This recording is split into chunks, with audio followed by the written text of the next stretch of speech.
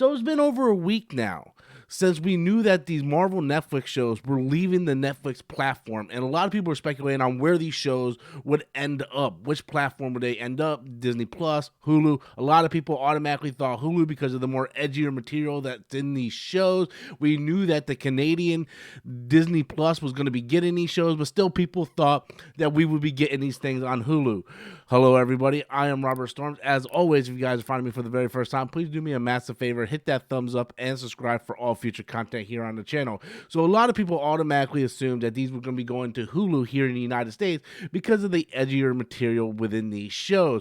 But I beg to differ. I said from the beginning that I 100% believed that these shows would be on Disney Plus because Disney wants to bring all the Marvel content that they can under one banner. We are in very, very different times now with Marvel wanting to bridge all the gaps. We have the Multiverse of Madness, which is going to introduce a lot of elements that are going to bridge the old Marvel movies together, and it just makes sense, especially with them introducing Kingpin and Daredevil in Spider-Man No Way Home and Hawkeye. It just makes sense to bring those over to Disney Plus. You do not want to spread your audience thin. That's the one thing you got to understand. You do not want to spread your audience thin. I don't care if there's a package before Hulu, ESPN, and Disney Plus. I don't care if there's a package for all three of those. You do not want to spread your audience thin. You want to make it a one-stop shop for all your Marvel content. That's called convenience. Customers want convenience. Customers don't want to have to go on their phone and click on 4 or 5 different apps in order to watch the whole picture. They want to go on, click Disney Plus, and have all their Marvel and Star Wars content right there under one streaming service. And it looks like what I suggested actually came true because Marvel Netflix shows, Agents of S.H.I.E.L.D., all that is coming to Disney Plus as I had predicted on March 16th. And I didn't think it was going to be that soon. I did not think it was going to be on March 16th, but I was thinking more like maybe a month from now. But yeah, here you go. Daredevil, Iron Fist, Jessica Jones, Luke Cage, Punisher, Defenders, Agents of S.H.I.E.L.D. I'm really excited for Agents of S.H.I.E.L.D. I never finished the last 2 seasons of Agents of S.H.I.E.L.D., but I am super curious to go back and check this out. Here's a tweet. We can check out the tweet. This is from the Disney Plus. The countdown is on. Marvel's Daredevil, Jessica Jones, Luke Cage, everything I just named. On March 16th, hashtag Disney Plus.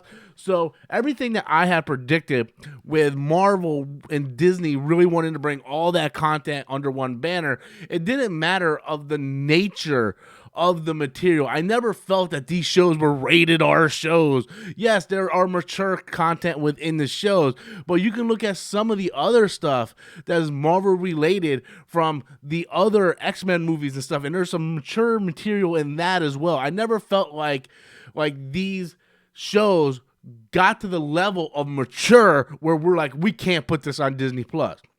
I don't feel like, and there is a wall that you can put up to block kids from sensitive material.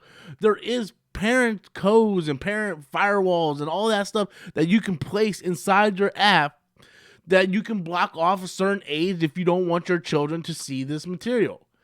But it just makes sense to me as a subscriber to Disney Plus that I have the right to watch everything Marvel.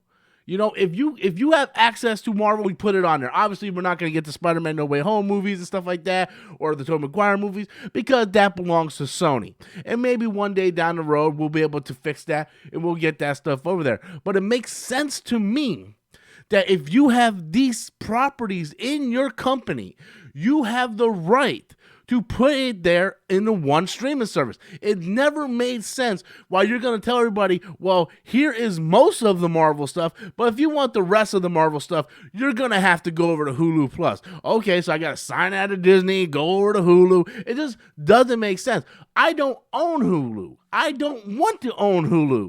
So it doesn't make sense why you're going to tell your audience that if they want everything Marvel, that you need to go over to Hulu. It just doesn't make any sense to me. It just doesn't make any. You want to fold everything into one banner. You want that convenience factor.